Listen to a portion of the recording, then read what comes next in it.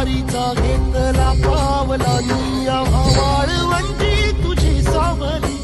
गळा भेट घेण्या भीमेची निघाली तुझ्या नाम घोषात इंद्रायणी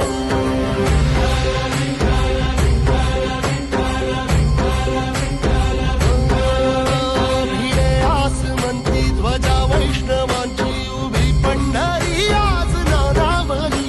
तुझे नाव ओठी तुझे रूप ध्यानी जीवाला तुझी आस गा लागली जरी बाप साऱ्या जगाचा परी